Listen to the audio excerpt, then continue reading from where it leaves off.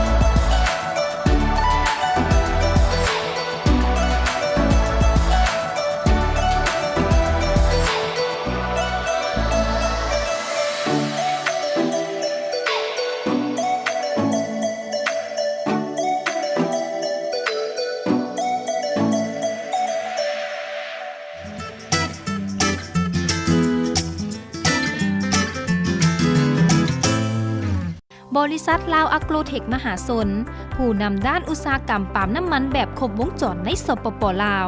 เจ้าของแกนพันธุ์ปาล์มพันธุ์ลาวเวียงเป็นพันธุ์ปาล์มพันธมิตรที่เหมาะสมสำหรับเพาะปลูกในภูมิภาคและอากาศของสปป.ลาวอีกทั้งยังเป็นผู้ผลิตและจำหน่ายน้ำมันก๊าซส่วนชีวภาพผู้ทำอิฐและผู้เดียวของประเทศเพื่อเป็นพลังงานทดแทนสำหรับอนาคตของทุกคนนอกจากนี้บริษัทลาวอะโกรเทคมหาชนยังเป็นผู้จำหน่ายน้ำมันปาล์มกาคำที่ใส่ทอดจืดอาหารได้หอมกรอบแซ่บบ่มีคอเลสเตอรอลบ่มีไขมันอุดมไปด้วยวิตามินอ e ีและสารต้านอนุมูลอิสระบริษัทยังเป็นผู้จำหน่ายน้ำมะพร้าว100%กาโคคูที่ผลิตจากน้ำมะพร้าวสดแท้ผ่านขบวนการผลิตที่ทันสมัยได้มาตรฐานสากล คงความสดชื่นจากธรรมชาติจนถึงมื้อผู้บริโภคดื่มทุกมื้อดีต่อสุขภาพและเหมาะสมสำหรับทุกเพศทุกวัย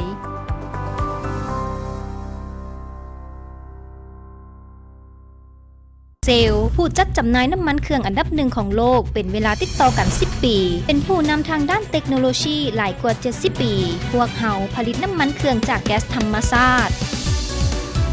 ความสามารถของนวัตกรรมแม่นแนวใดช่วยเพิ่มประสิทธิภาพในการปกป้องและประสิทธิภาพในการขับขี่เฮ็ดให้มีตลาดใหญ่ที่รองรับหลายกว่า100แห่งยังบ่เชื่อแม่นบ่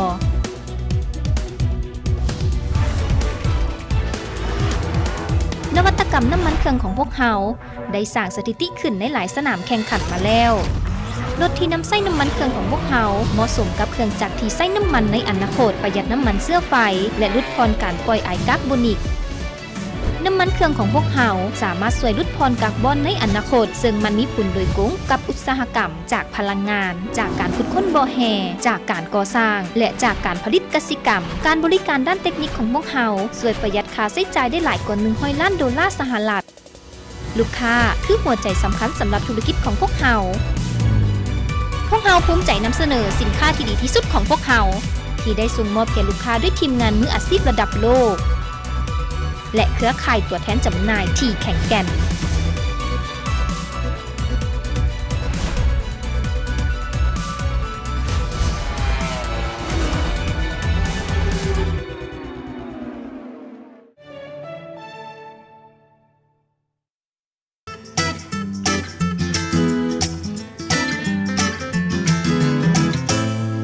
กลับเข้ามาสู่ในรายงานที่ 2 ของทางรายการสำหรับในรายงานนี้แน่นอนเลยแหละแพนทีนจะพาทุกคนนี้มาฮู้จักกับอีกหนึ่งหนุ่มเนาะที่เพิ่นอยู่ในห้างนี้ซึ่งว่าเพิ่นจะเป็นไผ่นั่นแล้วห้างนี้เป็นอย่างคือใส่ว่ามาจากญี่ปุ่นมันมีความหมายแบบใดเดี๋ยวมารับฟังพร้อมๆกันในรายการนี้สบายดีโดยเนาะเดี๋ยวรบกวนแนะนำให้กับทางผู้ชมได้ฮู้จักกันก่อนเลยเจ้ามีชื่อว่าซูมีเนาะเป็นผู้จัดการหานี้โดยซื่อหมีเนาะเดี๋ยวทิ้งขอเอิ้นเป็นไอหมีโดยได้ก่อนอื่นอยากให้บอกเกี่ยวกับแบบว่าเป็นอย่างคือใส่ซื้อห้านแบบนี้เจ้าที่มาของซื้อห้านคือมาสะสปูนเนาะมาสะคือซื้อเจ้าของห้านซื้อมาสายกโดยก็เลยเป็นมาสะแต่สปูนก็คือแทนสัญลักษณ์ของการกินอาหารคืออาหารที่ใช้บ่วงเนาะก็ต้องเอาก็เลยเอามาใช้เป็นสปูนมาสาสปูนแล้วแบบที่สังเกตว่าอยู่สั้นสวงบอจังซีจะมีแบบเป็นการตกแต่งห้านด้วยบ่วงโดยแม้แต่โลโก้อยู่หน้าห้านยังเป็นรูปบ่วงตามซื้อห้านเลยซื้อสปูนเนาะรู้สึกว่าแบบมีความเก๋ไก๋หลายสำหรับในตัวนี้แล้วของห้านเฮานี่มันมีเอกลักษณ์อีกอย่างบอที่แบบว่าเฮ้ยทุกคนมาแล้วแบบต้องได้หลงไหลกับห้านนี่คืออันแรกๆก็คือต้องเป็นฮันนี่โทสที่เราโด่งดังแล้วก็มีชื่อเสียงคือแรกๆเขาจะมีฮันนี่โทสถือว่าเป็นห้านทำอิฐคือในประเทศลาวที่ขายฮันนี่โทสแบบนี้แท้แม่เจ้าเพราะว่าตะกี้แน่นอนแบบฮันนี่โทสนี่แบบมาในระยะหลังๆนี้รู้สึกว่าดังหลายแต่ว่าหลายคนคงยังบอกว่าฮันนี่โทสนี่มาได้จังไหนที่จริงมันเกิดจากห้านนี่เนาะแล้วสำหรับในห้านเฮานี่แบบมีความตกแต่งมันเป็นแบบสไตล์แบบไหนสไตล์เคลื่อนอยากให้รู้สึกแบบว่ามากินข้าวแล้วก็คล้ายๆแบบสบายคืออยู่บ้านตัวเองกินข้าวแบบฟังเพลงไปซิวๆสินะคือคล้ายๆคือเราอยู่บ้านต้องเองแล้วคือทางเทิงนี่แบบเฮาตกแต่งออกมาเป็นแบบใดเป็นแบบต่างคอนเซ็ปต์เหมือนกับต่างคอนเซ็ปต์เฮานำสปูนแล้วก็มีสไตล์เอเชียแล้วก็ออกตะเวนตกนิดนึงให้ความรู้สึกสบายแบบที่สังเกตได้เลยว่าสั้นมันไม่จะมี2สั้นเนาะในห้างนี้สั้นทั้งลุมก็จะเป็นในลักษณะที่แบบว่ามีทั้งฮูปแบบเอกลักษณ์อยู่ในฮูปแบบเป็นฮูปของทางเมืองลาวที่ได้ไปทายมาเนาะแล้วตามด้วยสั้นที่2ก็คือจะเป็นสั้นเทิงก็คือจะเป็นในลักษณะแบบฝาจะออกเป็นแนวรอบๆเนาะฝาล็อบวอลมาขึ้นแบ็คกราวด์ทั้งหลังนี่ออกเป็นโซนสตรีทเลยคือแบบมีการผสมผสานหลายอย่างขนาดคือเป็นไผ่ที่ได้มีโอกาสมาแพนทินอยากจะแนะนำเลยแล้วก็สามารถที่แบบว่าเป็นไผ่วางแล้วก็แบบ มาถ่ายรูปเล่นอยู่ประมาณแบบนี้ก็แบบไม่ได้มีความเก๋ไก่ได้หลายแบบแล้วในเรื่องของการบริการเขานี่แมนเขาเปิดจากโมงจากโมง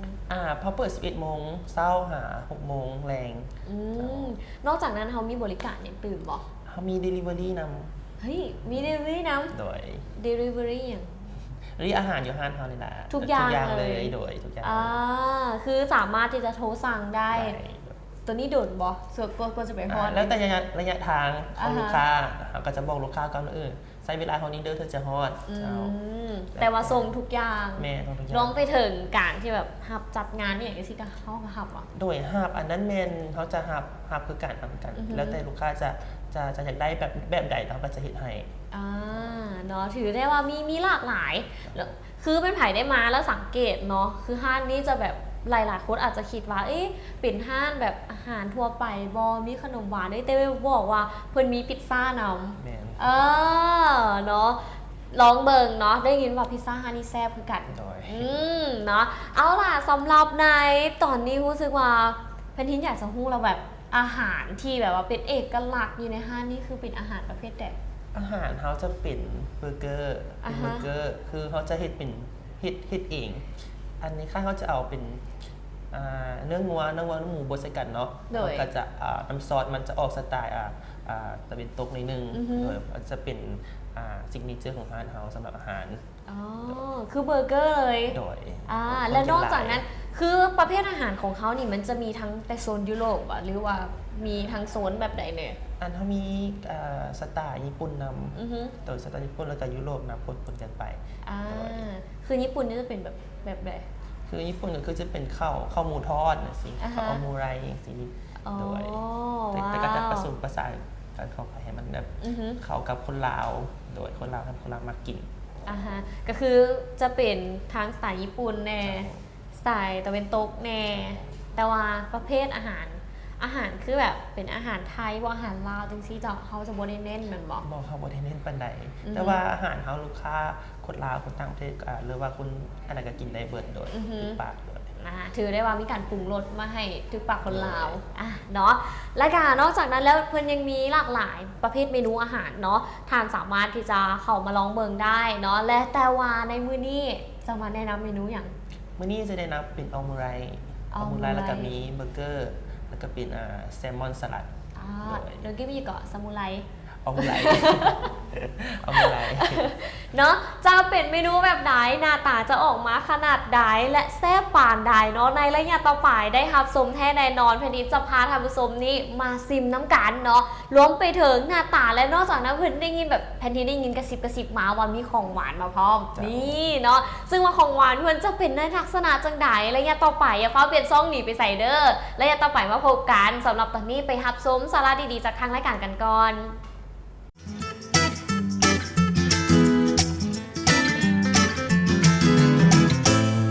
เซลผู้จัดจำหน่ายน้ำมันเครื่องอันดับหนึ่งของโลกเป็นเวลาติดต่อกัน10 ปีเป็นผู้นำทางด้านเทคโนโลยีหลายกว่า70 ปีพวกเฮาผลิตน้ำมันเครื่องจากแก๊สธรรมชาติความสามารถของนวัตกรรมแม่นแนวใดช่วยเพิ่มประสิทธิภาพในการปกป้องและประสิทธิภาพในการขับขี่เฮ็ดให้มีตลาดใหญ่ที่รองรับหลายกว่า100 แห่งยังบ่เชื่อแม่นบ่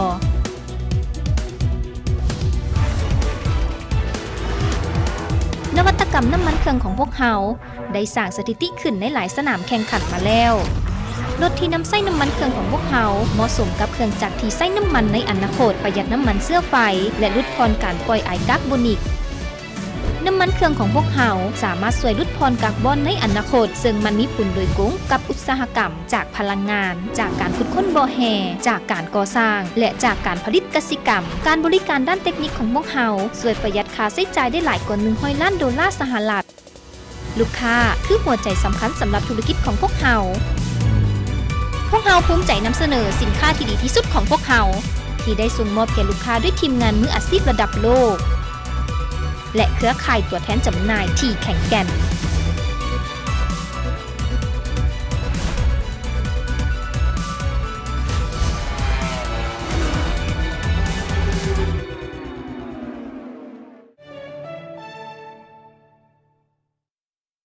บริษัทลาวอะโกรเทคมหาชนผู้นำด้านอุตสาหกรรมปาล์มน้ำมันแบบครบวงจรในสปป.ลาวเจ้าของแกนพันธุ์ปาล์มพันธุ์ลาวเวียงเป็นพันธุ์ปาล์มพันธมิตรที่เหมาะสมสำหรับเพาะปลูกในภูมิภาคและอากาศของสปป.ลาวอีกทั้งยังเป็นผู้ผลิตและจำหน่ายน้ำมันก๊าซส่วนชีวภาพผู้ทมิตรและผู้เดียวของประเทศเพื่อเป็นพลังงานทดแทนสำหรับอนาคตของทุกคนนอกจากนี้บริษัทลาวอะโกรเทคมหาชนยังเป็นผู้จำหน่ายน้ำมันปาล์มกาคำที่ใส่ทอดจื้นอาหารได้หอมกรอบแซ่บบ่มีคอเลสเตอรอลบ่มีไขมันอุดมไปด้วยวิตามินอ e ีและสารต้านอนุมูลอิสระบริษัทยังเป็นผู้จำหน่ายน้ำมะพร้าว100 ส่วนห้อยกาโคคูที่ผลิตจากน้ำมะพร้าวสดแท้ผ่านขบวนการผลิตที่ทันสมัยได้มาตรฐานสากลคงความสดชื่นจากธรรมชาติจนถึงมื้อผู้บริโภคดื่มทุกมื้อดีต่อสุขภาพและเหมาะสมสำหรับทุกเพศทุกวัย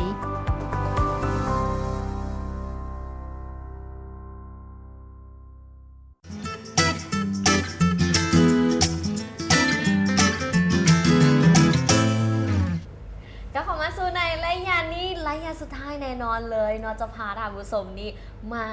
เนาะมาซิมบ่ได้มาอย่างไรเนาะเพราะว่าในตอนนี้จึงว่ามีเมนูข้าวนี่3อย่างแล้วจะมีอย่างมาเติมอีกบ่ จะมีของหวานที่ว่าเป็นซิกเนเจอร์ของร้านเรา อ๋อจะมีของหวานแถมมาพร้อมเนาะสนานเฮาบ่ซักซ่าเสียเวลาแล้วเนาะเห็นแล้วน้ำลายย้อยเนาะ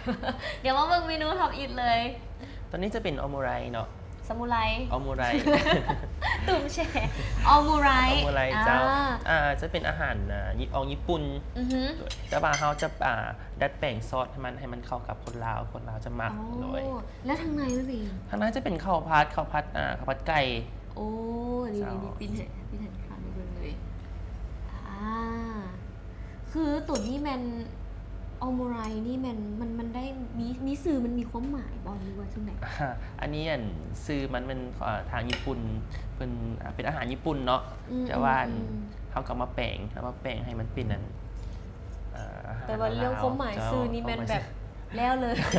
แมน เนาะแต่ว่าซื้อก็คือซื้ออะไรก็คือซื้อคนซื้ออย่างไรเนาะ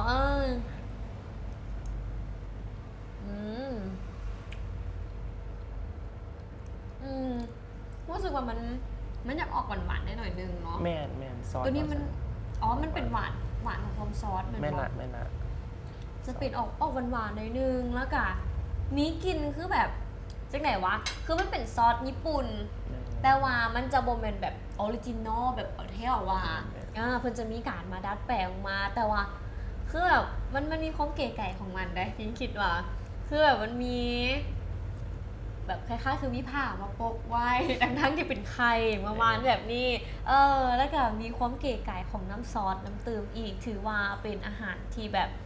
คือเป็นไผ่หมักในสไตล์แบบนี้ก็คงจะติดใจแล้วกลับมาเบิ่งอีกเมนูหนึ่งเนาะตัวนี้เป็นแซลมอนสลัดโดยไข่ดีเลยอยู่ฮะตัวนี้ไข่ดีเลยว้าวตัวนี้เหมาะกับสาวๆที่แบบมักลดหุ่นมันเพราะว่ามันจะบ่มีเฮ็ดให้เขาตุ้ยนะโดยตัวนี้เป็นน้ำสลัดนี่เขาเอามาจากไหนเลยน้ำสลัดเขาจะเฮ็ดเอาเองเลยคือจะเป็นสูตรของทางร้านโดยจะมีส่วนผสมของมีส่วนผสมของมะนาวโดยแล้วก็มัสตาร์ดผสมเข้ากันโดยแล้วก็ปรุงรสให้มันรู้สึกว่าออกสมๆได้นึงแซลมอนแผ่นใหญ่หลาย เดี๋ยววันนี้จะต้องได้แบบแบ่งๆให้มันเป็นส่วนน้อยๆหน่อยนึงเนาะนี่คือสลัดแซลมอนมีมะกอกเป็นบอนี่ตัวนี้เป็นมากอีหยังเป็นมากคล้ายๆมันเขาจะไปดองเป็นมากของต่างประเทศนะเป็นออกสมๆนิดนึงเดี๋ยวลองมาซิมน้ำกัน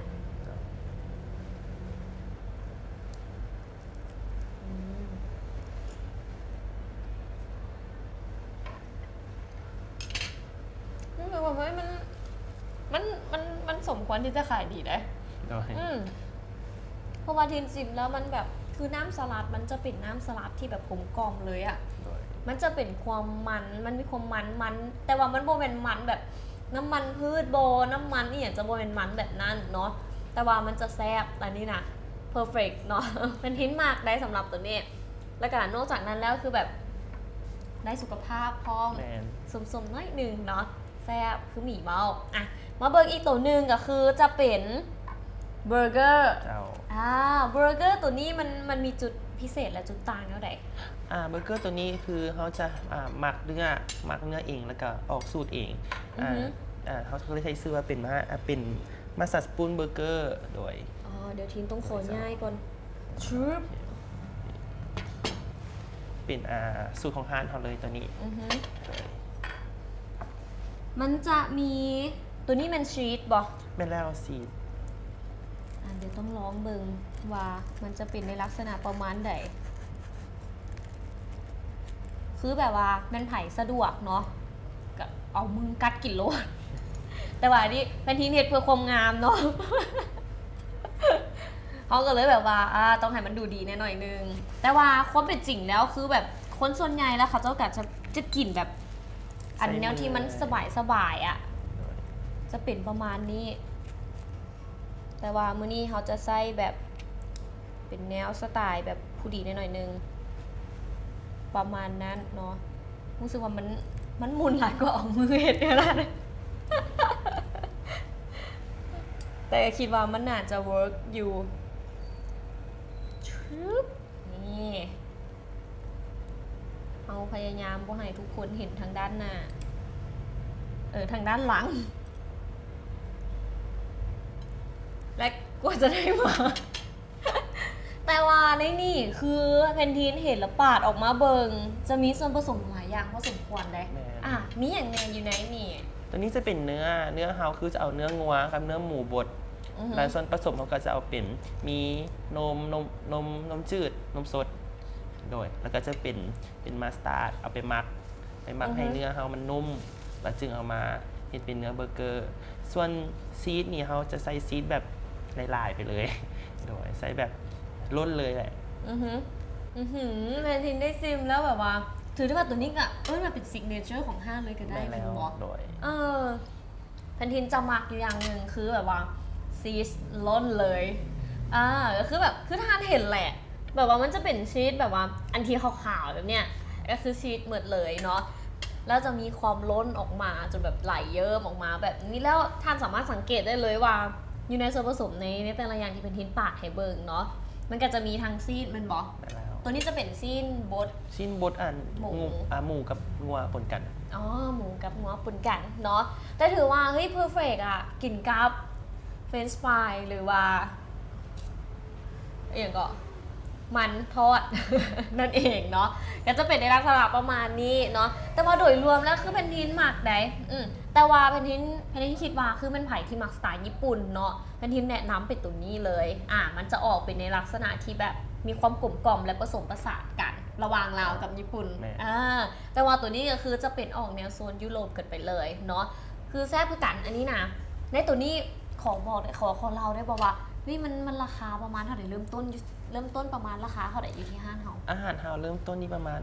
30 ถึง 40ก็เรียกว่าแล้วแต่อาหารจะขึ้นไประดับเลยแต่ว่าเริ่มต้นเป็น 30,000 หน่อยแต่ว่าราคาโอเคได้เนาะแล้วกับเรื่องของคุณภาพต่างๆนานานี่อยากบอกว่าคุ้มค่ากับราคาอีหลีเนาะตอนนี้แมนของเขาซิมกันเหมือนหมดแล้วบอกได้เลยว่าแมนเพอร์เฟกต์และแพนทีนขอ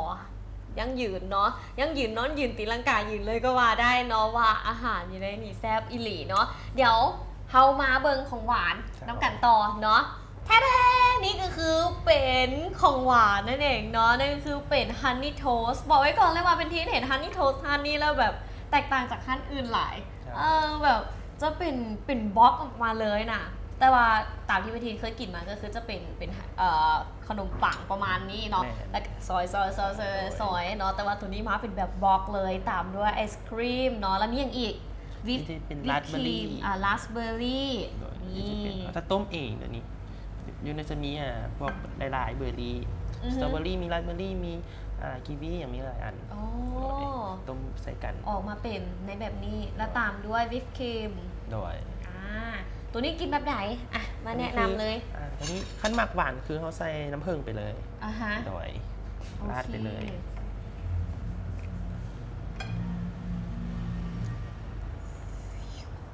แบบเพ เป็นทิ้นหมักอย่างเดียวนี่แหละคือแบบฮันนี่โทสมีลูกเล่นอะมีลูกเล่นของนางอะแล้วก็ที่ในเขาแบบคือแบบวัยรุ่นหมัก วัยรุ่นจะหมักเลยแหละเนาะตัวนี้ก็คือเอามา1 อันชึบ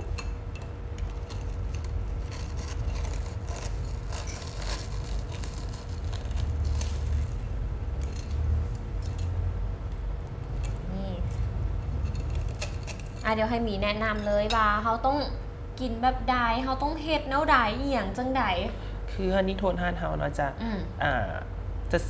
ซบโดยออริจินอลอยู่แล้ว คือ โดย มันจะมีหลาย แต่ว่าฮานเฮามีหลายหน้าให้เลือก คือถ้าอยากได้แบบรสชาติแบบคือแบบต้นตำรับก็คือกินแบบออริจินอลเลย แต่ว่าขั้นที่แซบอีกไปเขาก็ใส่เป็นเป็นซอสตัวนี้เนาะเพราะตัวนี้เขาจะขั้นมักออกสมๆนิดนึงเขาก็เอาราดใส่เลยแล้วก็ไผ่มากหวานกับนี่เป็นน้ำผึ้งแล้วก็เอาใส่น้ำในเลย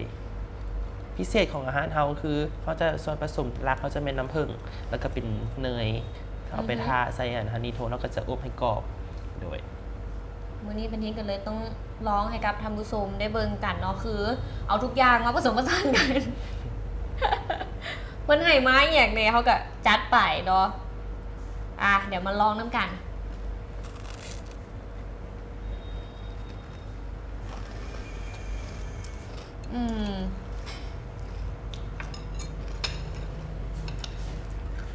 รู้สึกว่าแป้งนี่แป้งคักอ่ะ ด้วยแป้งเขาจะเอานำมาแต่ไทยโดย เพราะว่าที่รู้สึกว่าคือแป้งอ่ะมันจะมีความแบบว่าหอมเนยตัวนี้มันเขาอบน้ำเนยมันบอกหรือว่าเขาเฮ็ดเนื้อใดหรือว่าเนื้อใดอันนี้เขาซื้อเขาจะเอามาจากฟังพุ่นเนาะเขาก็จะมาปั่นเนยใส่น้ำผึ้งเป็นสูตรของร้านเขาผสมอยู่ในนี่เลยโดยเขาก็จะมาทาเอาเวอร์อ่ะแล้วแบบมันจะมีความหอม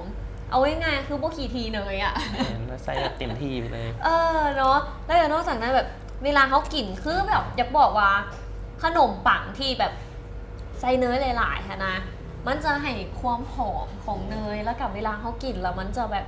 หอมหวานจะบ่เป็นหวานแบบหวานเวอร์หอมแบบหอมเนยประมาณแบบนี้แต่ถือว่าเป็นทินมากเลยโอเคเลยเป็นไผ่มากินฮันนี่โทนเอาเป็นทินแนะนำฮันนี่เวิร์กแนะนำเลยแล้วก็มีอีกสิ่งหนึ่งมันบอนี่คือเป็นเอียงตัวนี้เป็นน้ำอัญชันเป็นโฮมเมดเนาะตัวนี้ถ้าเขาถอกอันนั้นลงไปถอกน้ำอัญชันลงไปแล้วเขาบีบมะนาวใส่แล้วน้ำมันจะเป็นเปลี่ยนสีเจ้านี่คือน้ำอัญชันได้แล้ว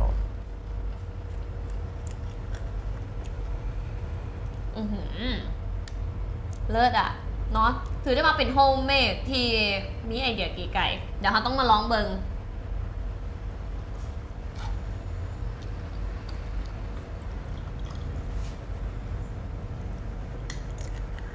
พอนี้ก่อนแล้วตามด้วยแมนน้ำมะนาวทอกหลายอยู่อ่ะแล้วจะหมักเลยแล้วจะหมักในหมักส้มหมักซ้ำใดก็ใส่สังเกตว่ามันจะเปลี่ยนสีเฮ้ยค่ะก็นางมีความเก๋ไก่ของนางเนาะเขาถอดแล้วเขาต้องค้นพร้อมมันบอกนั่นแหละเราต้องสามารถสังเกตได้เลยอ่ะที่คือเนาะขนาดตอนนี้เป็นที่ยังพันได้ค้นเนาะทั้งรูมก็จะเป็นออกแบบม่วงสีดอกอัญชันเนาะทางเทิงก็จะเป็นแบบเริ่มออกบัวขึ้นมาบัวอ่อนนี่คือความมหัศจรรย์ของธรรมชาติที่สร้างขึ้น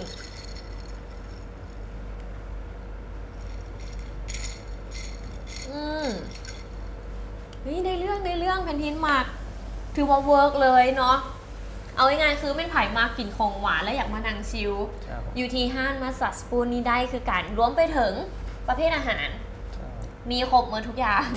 พร้อมทาง delivery พร้อมเนาะคือเป็นไผ่ที่สนใจและก็มากในรูปแบบสไตล์แบบนี้อยากให้ทุกคนมาลองเบิงว่าในสิ่งที่เป็นทีมนำเสนอในมือนี้และในเทปนี้จะน่าสนใจและแซ่บคือเป็นทีมว้าวแท้หรือบอลเนาะแต่ว่าในมือนี้ ในสำหรับแพนทีนเองแล้วประทับใจในห้านนี้หลายรวมไปทั้งของหวานแนของข้าวแนมีหลากหลายแบบหลากหลายแนวให้แพนทีนได้ลองมื้อนี้ต้องขอบใจก็มีหลายๆเลย แต่ว่ามื้อนี้โบได้มามือเปล่าเนาะมาพร้อมกับใบนี่เลยแทเดนเนาะกว่าจะได้ออกมา นี่คือเป็นใบ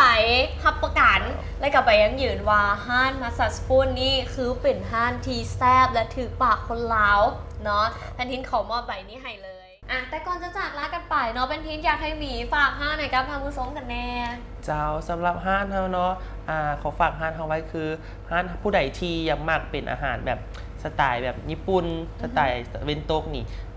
ห้านเฮามีครบเนาะสำหรับมีข้าวมีพาสต้ามีพิซซ่ามีอย่างมีหลายอย่างแล้วก็จากนั้นยังมีของหวานมีเค้กแล้วก็มีฮันนี่โทที่เป็นซิกเนเจอร์ของห้านเฮาห้านเฮาเปิดต่อ11 โมงสวยหา 6 โมงแรงสถานที่อยู่บ้านพ้นสีนวลเนาะใกล้กับโรงเรียนลาวสิงคโปร์ เจ้าเนาะหรือว่าใกล้กับพิซซ่าคอมพานีเฮา เจ้า นี่เองเนาะ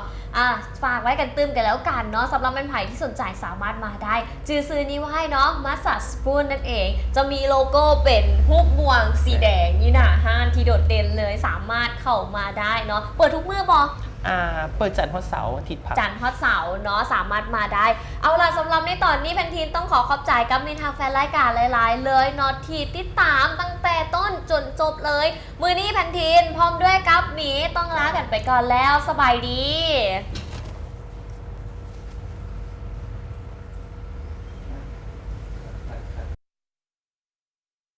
สนับสนุนโดย